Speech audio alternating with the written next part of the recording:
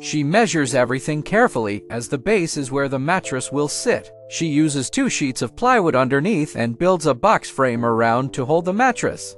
She mentions that she had her pieces cross-cut at Home Depot, and here she cuts them to length with a miter saw. Once everything is cut to length, she joins the pieces together using a Craig pocket hole jig, which she loves because it simplifies the process and hides the screw holes. After joining the pieces, she sands everything down with 220 grit sandpaper to ensure a smooth finish. She then brings everything inside and prepares for assembly. Using the pocket holes drilled earlier, she attaches the 4 pieces together with pocket hole screws.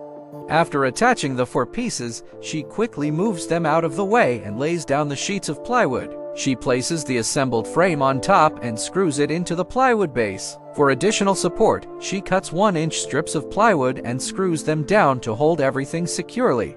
She tests if the mattress fits, and it does perfectly. Next, she installs the mechanism that lifts the bed base into the cabinet, emphasizing the importance of measuring multiple times to ensure the mechanism is installed in the same location on both sides. She uses a scrap piece of wood as a guide to ensure accurate placement, then marks where the holes should go and drills pilot holes.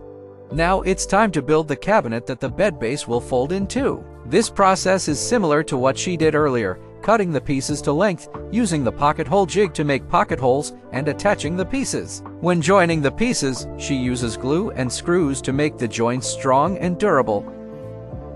She adds edge banding to cover the exposed plywood edges for a clean, finished look.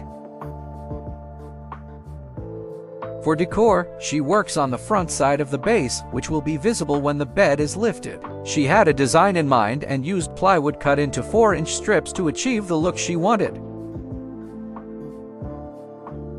As the project nears completion, she builds floating shelves that will be attached to the bed base and double as legs when the bed is folded out. For the finishing touches, she primes and paints. She recommends using a paint sprayer if available, but she uses a hand roller due to the small room size.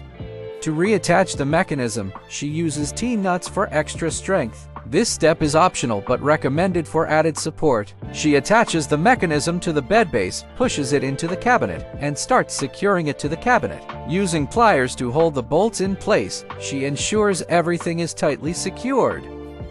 To save money, she buys door pulls from a local variety shop and attaches them to the inside of the bed base. She uses bungee cords to hold the mattress down when the bed is upright. Finally, she secures the bed to the wall by screwing it into the wall studs, making sure it is level. She drills a hole through the cabinet into the bed base and uses a 3-inch screw or bolt to keep the bed base in place. Finally, here is the results. Do you like it? If you liked it, go and smash that like button and hit that subscribe button. Also check out the full video of this build using the link in the description. Before you go, I got a question for you. Do you have plans to build your dream home but just don't know where to start? Well, click the link in the description or in bio to learn how you can get started on building your dream home. Cheers!